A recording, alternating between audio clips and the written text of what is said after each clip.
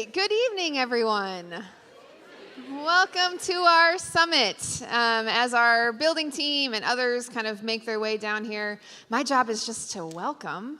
Hello, glad you're here. If you have yet to share some of your favorite memories from the sanctuary or even the worship center, I gave most of you a card as you came in. Now's the time to write those down.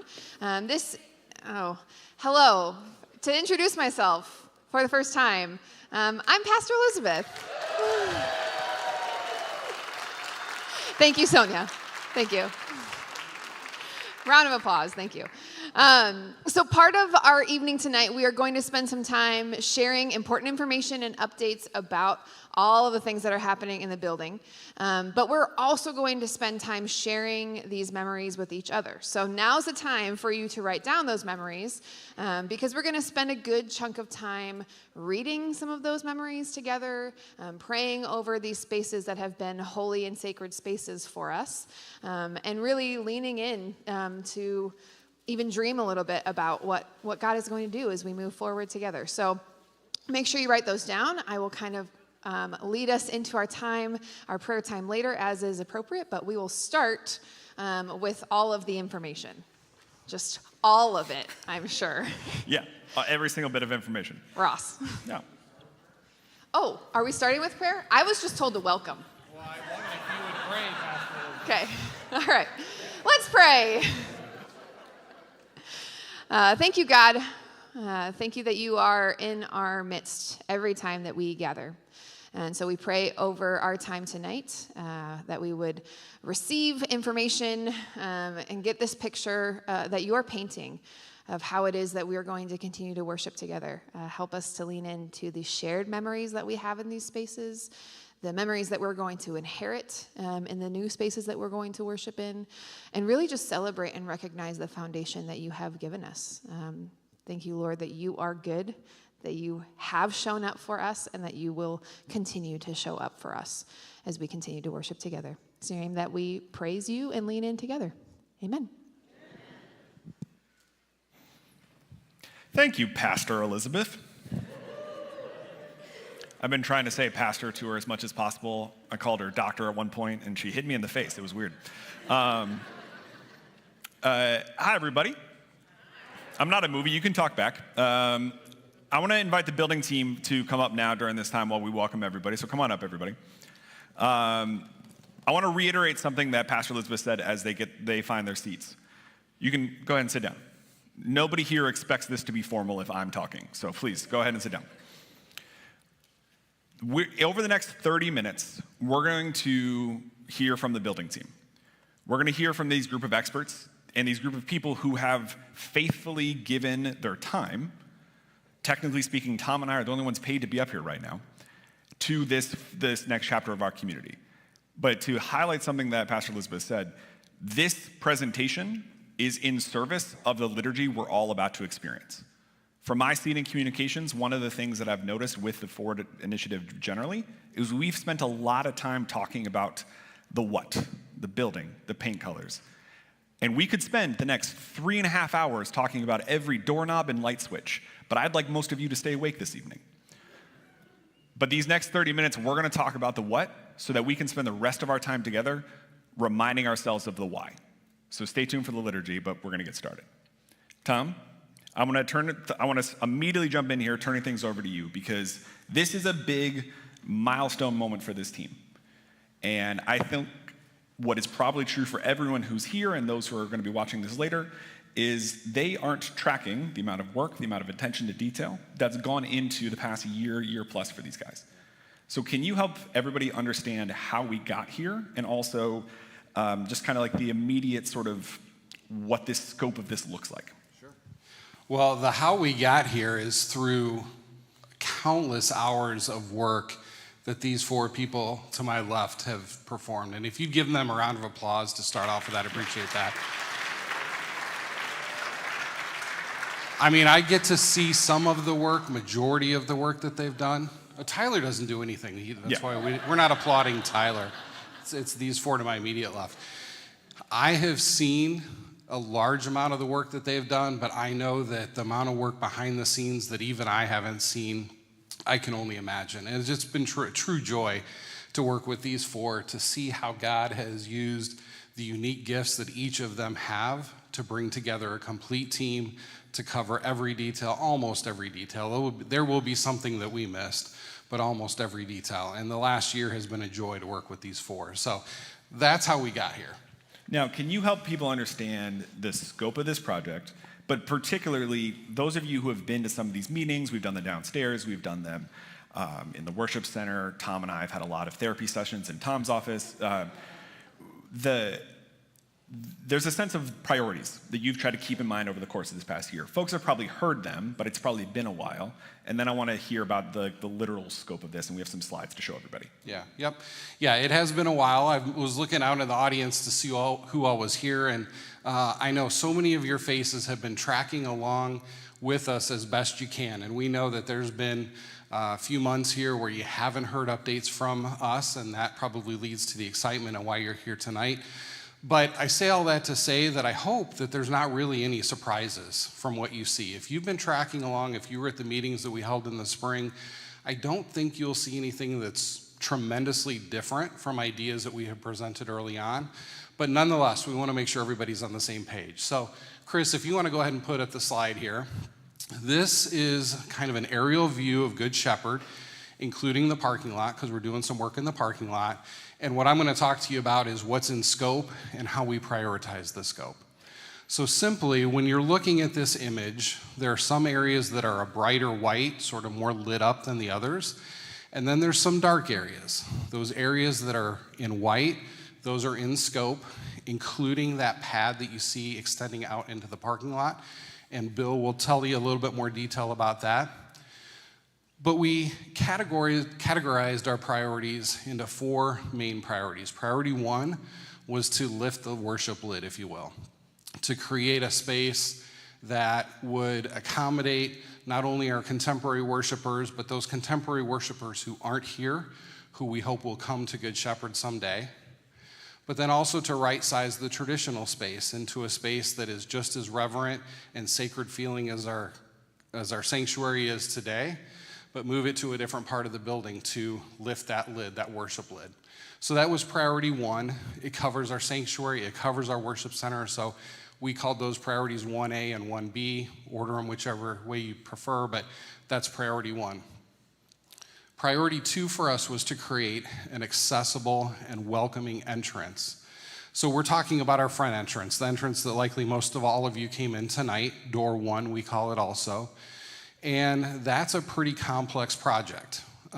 The way that we have achieved what we were seeking after was basically by moving the entrance from the outside that you know today, the steps and the ramp, moving it inside the building. And so you'll see some pictures of that. Again, Bill's done a lot of hard work, the whole team has, and he'll go into that in detail.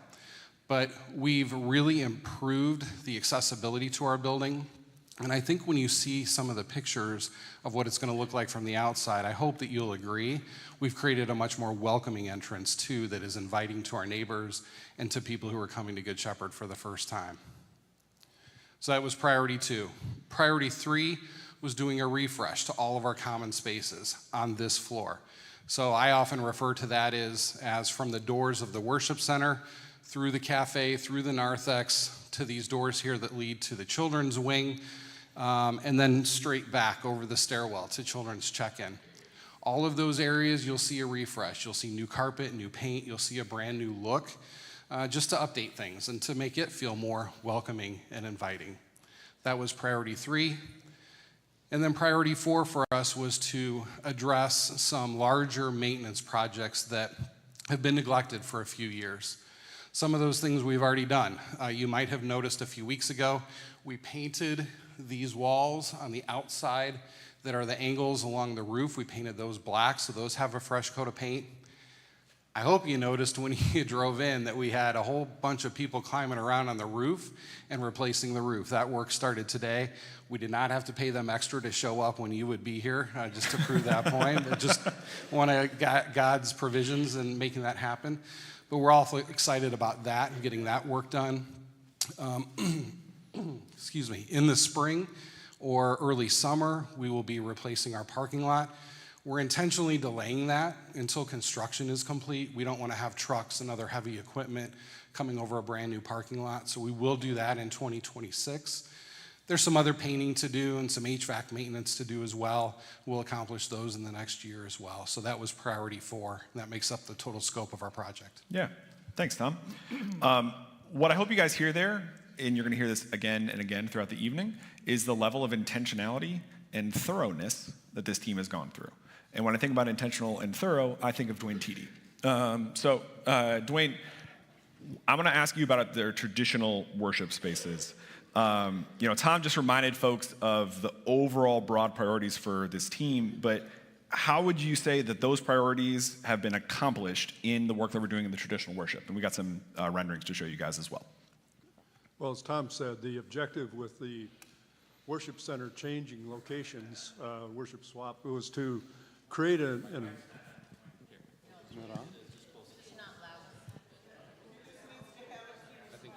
It's okay. Hey, we're looking for people to That serve better? in the tech deck and help with audio. Is that better? Okay. As Tom said, the objective in relocating the worship centers was to create an area where we had traditional worship that provided a more intimate feeling, that was very welcoming and friendly, and really looked like a traditional worship service, which you've been accustomed to here. And so, if you can put the first slide up, please. This is the view of what the new worship area will be for traditional worship. This view is as you would come in the door from the hallway, and the entryway that just go past the fireplace, and it'd be a single door, not a double door, and then turn. So there'll be a center aisle and then side aisles, just like we have here, no different there. But you'll notice that the orientation has been rotated 90 degrees. So instead of the stage in the front being on the east end like it is today, it's along the south wall. So this creates a much more intimate environment.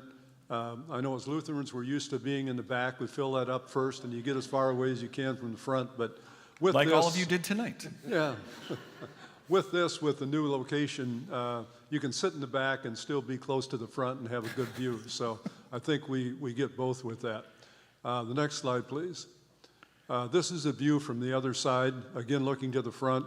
The choir, the organ, the piano will be to the front left area. I think this is all very similar to renderings that you've seen of this previously. I would point out that both of these views show chairs there. I expect that the final version of this, those chairs will look a little different than what you're seeing here. We're still in the process of picking chairs, working with different vendors, visiting Merchandise Mart and other places, looking at samples, trying to get selected what's going to be the best chair for us. So that'll look a little different probably than what you see here, but the rest of it should be similar. The other thing I would point out, if you look at, go back one again. If you look at the right part of this, you'll see an archway there, and that is the entryway coming from the hallway as you enter the church. So next slide, please, Chris. This is that entryway then. So the arch of that entryway will be very similar to the arch that is going to be the stained glass window on the center of the south wall. So you'll come in, and there'll be an aisle directly then that goes to the chancel, or you can go to the left and go up the center aisle, or around to the further to the left and go up the other aisle. So there'll be a tech booth in the back, which was shown in the previous slide. But I think this, with the ceiling that's been created, these will be a flat panel, suspended ceiling, so that lights are recessed in that in those panels. It's not a continuous ceiling, but it covers most of it, and then the area behind that will be blacked out. So this allows space for heating and ventilation, as well as sound systems and other things to come through. So I think the net effect of this is going to create a very outstanding traditional worship area for us. So I'm so excited about this entrance. I want this entrance to be the background of my phone and every other screen that's in my life. because I think it immediately communicates that sense of reverence from the time you're walking in, which I think particularly is what I'm excited about. But I'm also really excited to continue to invest in traditional worship and grow traditional worship. One of the things that I want to make sure is clear for this room is I see some of you taking out your phone and taking pictures of a screen that's way up here. And you are welcome to do that. It is a free country. But I also want to let you know that I will make sure that these renderings are available on our website. And on Friday's Prayer and Action Guide, there will be a section that says Summit Recap. I know that because Vivica asked me to write it, so I know it's going to be right there. And it will be linked there as well. So you will be able to access these renderings in the Prayer and Action Guide and on our website as well for those of you who aren't taking pictures of the screen. Ross, can I make one more comment? Dwayne, you can do whatever you want. All right. Just want to mention also, we're trying to make sure that we carry over from this space to the other space what we can. So all of the chancel furniture, our altar, baptismal font, lectern, those things will all go to the new area. And I think we're going to walk over there later. And you will see that laid out in tape on the floor where the chancel is and where those different items will go. Yes, I'm very excited about that. One of the things I'm also excited about is that Laura's here. Hi, Laura. Dwayne, if you could pass your microphone. Thank you. Okay. We are going to power through this because we only have 30 minutes. I will address that here in a second about what follow-up is going to look like. So, Laura, one of the things that you've been involved in particularly is that stained glass window. Now, Yes. I think it's amazing that we've dedicated this team of people that you can see on those names behind me to one particular window, albeit a very important window in the church. Can you help folks know about that committee, but also just some of your perspective on this project broadly? I can. I'm excited to talk about it. It's been a very cool experience. The window is 16 feet high by 8 feet wide, so it's big. And as you saw in the pictures, there's going to be the cross in the middle. We wanted to use this cross, but it's not quite big enough. So we will construct a new one in front of the stained glass window. So we pulled together this team of congregants that are different ages and genders and backgrounds, worship styles, different things that they're gifted with, but all very creative and artistic. So we've had some very vibrant meetings and studied a little bit about the history of stained glass all the way up to the newest forms of stained glass and how they're put together, even films that can look like stained glass and be put on a window. So we've looked into the history all the way up to today. We also went through, many artisans that were local and narrowed it down to 3 that we interviewed here at the church and came up with one who is local. And she has been producing beautiful stained glass since 1979 and is still doing it. And you may be familiar with one of her projects if you've been to downtown Naperville. And on Van Buren Street, there's a parking structure that has a stained glass art project. And it was part of the Century Walk art project that Naperville did I forget when it was, I should know, but she was asked to participate in that. And we ended up calling Sherry Law and said, hey, come over. And we interviewed her, and she's delightful. She's very religious, spiritual, and very gifted. So we've had a good time working with her and excited to see what she'll come up with. As a team, we tend to have different opinions, but we pull together a lot of your opinions that they've spoken to a lot of you, and we listen and hear that and know that Sherry's going to come up with something that you will find inspiring and yet timeless and reverent Yeah. and worship, filling you with feelings of... Yeah. Chris, could you go back to one of those images just for a second? What I hope people see from that is that stained glass is not what the stained glass is going to look like. No. That's a generic looking stained glass image. What we're going to get is from someone who's been here, someone who's gotten to know us, someone who's local, and I'm really excited to be able to celebrate that as a community in our traditional worship space. Yeah, she's allowing us to come to her studio. We've been there once as a committee. I've been there again, and then she's going to have us come back and select all the pieces of glass that will go into our window. Yeah. So we'll all get a chance to go if you'd like to. Yeah, listen, come hang out with Laura in an art studio. That's a fun invitation for all of us. I want to keep things moving here. So, Bill, I want to go to you here next because you're up here now. Everyone who knows Bill knows that if you ask him a question about sidewalk grade, you better get comfortable. But, Bill, what I do think is important, and I mean this very genuinely, the same level of intentionality that we've been talking about up to this point, you've applied that and then some to what's happening outside. Can you help people understand some of that work that's happening outside of the doors of 1310, but still on property? Yeah, absolutely. As you said, I am passionate about what's going on outside, and my kids could tell you that I spend way too much time looking at and focusing on grades and how flow works. But one of the things that I've always struggled with the way our entrance was set up was just access. And so we really wanted to pay particular attention to getting people in and out and into the church as quickly as possible, and really efficiently, as well as access and being able to come in, whether you're able to come in through the stairs or needed to come in through a ramp. The other is with regard to access and ADA accessible spaces.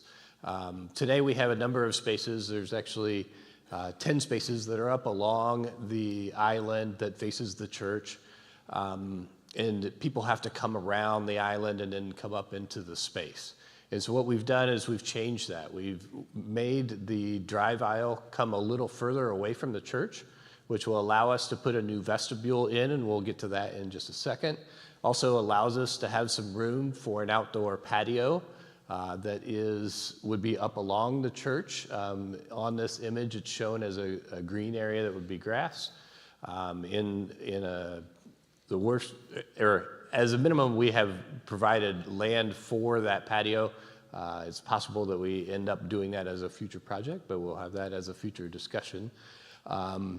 But with that aisle being pushed back, I was able to push the ADA accessible spaces to really be a focal point right out of the door.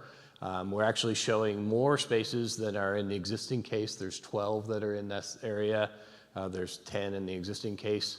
And then we're also able to use those parking spaces that are up along the building where the blue car is shown. We're going to put 5 signs up there that are really for people that have mobility challenges. And so on Sunday, those are really going to be reserved for people so they can really get into the space quicker and easier. So I think we are providing a lot better access as people focus from their cars and through the parking stalls. They'll have a nice grand entrance in order to get into the building rather than coming through the little island like they do today. If you go to the next slide, as I stated, it gave us room to put in the new entrance and new foyer area. And so in this image, you can see that foyer area. And one of the prominent pieces is the awning that sticks out to the drive aisle. It doesn't go past the drive aisle, but it is up to the drive aisle so that if someone comes up to drop a passenger off, they open their passenger door, that passenger will be able to come off in a protected area and will be covered from rain. We were real excited about being able to do that. And then the other big piece of that is that they come off at level and are able to walk into the building at grade. There won't be a grade transition in order to get into the building any longer. After you get into the building, then we'll have the grade transition that I'll show you in 1 second. This is another image looking straight at that new entryway. Again, very prominent, and then more welcoming, the welcome sign, but also just really showing people that this is our entryway into the church. We do show, again, that area that is set up for a future patio, as well as some bollards and some protection things that we have for safety reasons in front of the area, because it is all flat now instead of having the steps that protect it today. As you come into the building, Again, that grade transition is made inside the building, so everyone will be protected and out of the elements when you're doing that grade transition. You can either come up the new steps that we have shown, or the ramp that's inside the building up along that wall that's there. I really am excited about this new ramp. I think that it really will be used by a lot of people, just because it'll be so much easier to get in and out through there. See a lot of kids running up and down the ramp, which is not necessarily my favorite, but I know that it will be done. So really looking forward to that. I think the grade transition will just be helpful and more accessible for everyone. One of the things I did want to point out in this image that's not shown actually, near the brick column that's on the left of the image is the existing cornerstone that's there. It will remain. We are not changing that, so it didn't get into this image, but it will remain. It's very important to the church, and it will be a continued piece of where we are now. And the last thing I wanted to say about this image is we are not cutting into the space with these new steps. These steps are about the existing glass work, the way it is right now. So the foyer area, Tom's favorite spot to sit on a Sunday morning and greet people, will still be there and still have the same amount of room that's there today. Yep. I want to highlight two things that were said. One, I'm really excited about this ramp. Who else says that sentence? I said it as a joke, but I'm going to highlight this. This is a team of people who are really excited about this ramp and whatever their different version is. So the reason we are taking this time ahead of the liturgy to do this 30-minute long presentation is because I want you to hear from these folks. I want you to hear from these experts who have done this. And then when questions inevitably come up, or you go, wait, what about this, or what about this? I'm going to talk about this in a second. There will be opportunities for continued follow-up and continued dialogue. But one of the things that I'm very aware of in my seat in communications is that we often have so much going on at this church that different narratives develop and different conversations happen. So the goal of experiences like this, why I'm so grateful that all of you are here tonight, is that you can hear directly from people and better understand where this team has been taking us as a church over the past year with the help and stewardship of our council. Luke, I want to go to you here because with our contemporary worship space in mind. As has been said, we are all going to wind up in that space in a little while. Pastor Elizabeth, forgive me, we'll go through that instructions here in a few minutes. But Luke, what excites you the most about our contemporary worship spaces? I think the way we put it, the way we kind of framed it is the traditional space, we wanted a reverent space. We wanted you to feel when you're walking in that space what that is and how it is.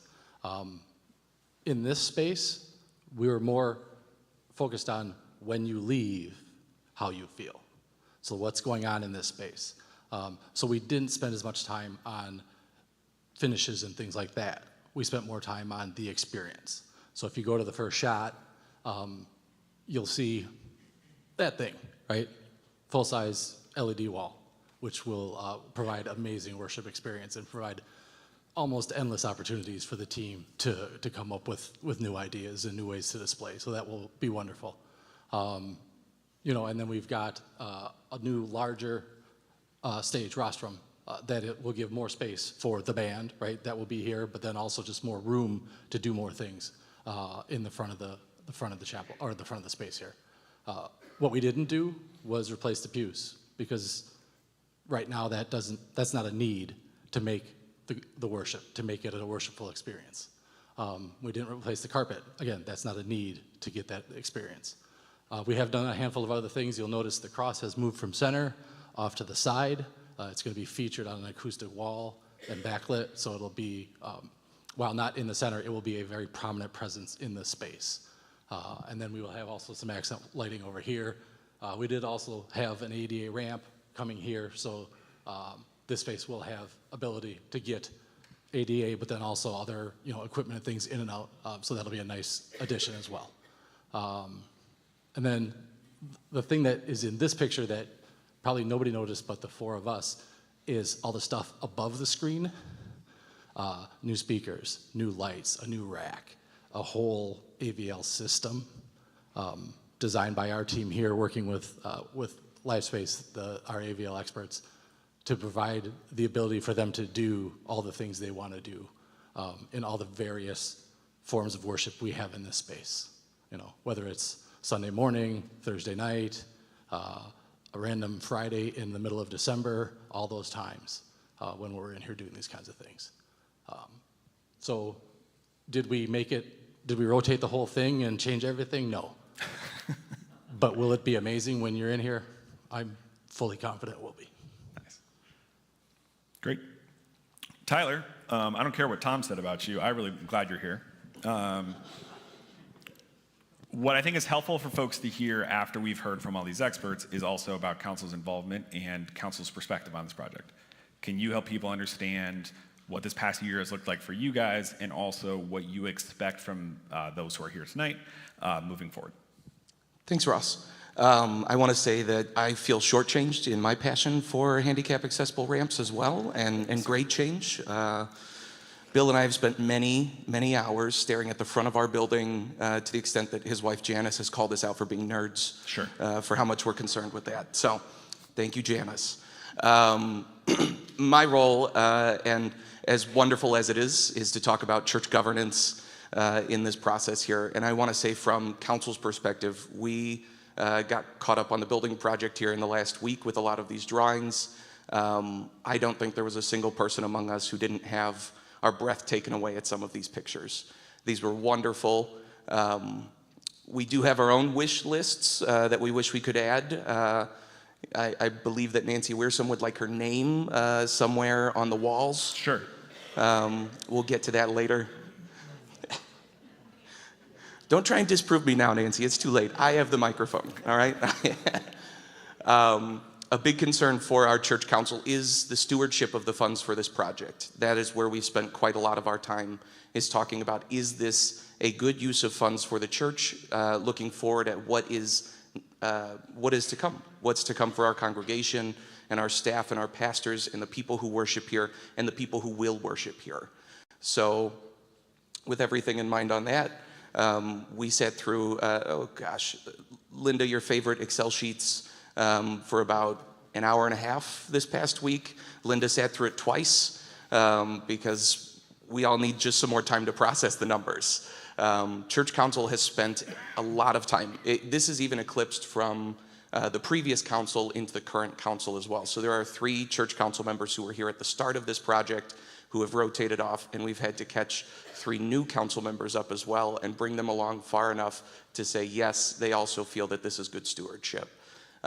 We will continue to do that as we go forward as well. We recognize that the church's priorities aren't all within budget here. And one of the big concerns is if funding is available, what does that priority list continue to be? How can we continue to be good stewards of this congregation and the resources provided to us by your generosity?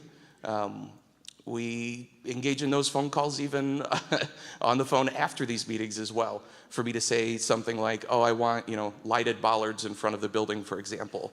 And then recognizing that that's an extra $43,000, I don't think that is going to be the best stewardship. I know we made a lot of jokes. That's a real number.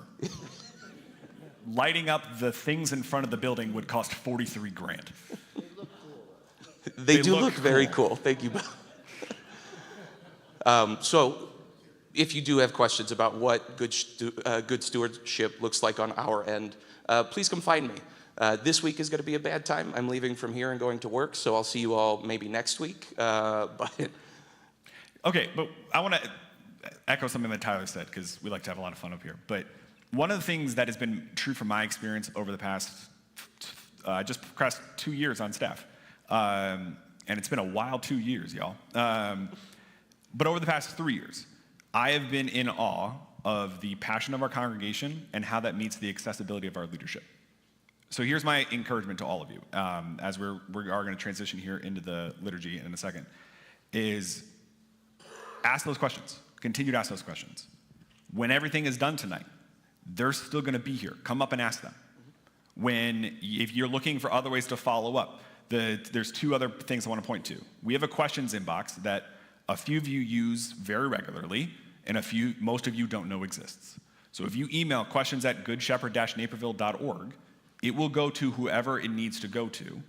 I will make sure that it goes to whoever it needs to go to. One of the benefits of our organization is it's not that big. So if you have a question about the building team, I will make sure that the building team and the council has it, and if they're slow in getting back to you, I will be annoying to them on your behalf. We're also going to be having a gathering on November 12th.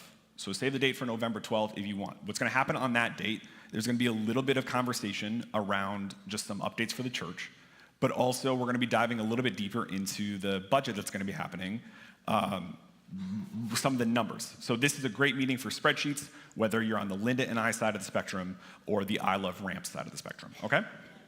So save that date for November 12th for that gathering, because it will be an important continuation of this conversation. Email questions at goodshepherd-naperville.org if you have anything. I fully recognize that some of you are going, you didn't cover that thing. That's a decision that I made because I want you guys to be able to experience this liturgy, and it's going to take some time to walk through that. Like I said at the very beginning, this is in service of the liturgy we're all about to experience, and I want to make sure that we have the time in order to do that. So to close this portion, I just want to thank each and every one of you for your time and dedication. I want to thank Tyler for council's dedication. And I would ask one more time if we could give a round of applause to those who have volunteered their time so graciously to be here.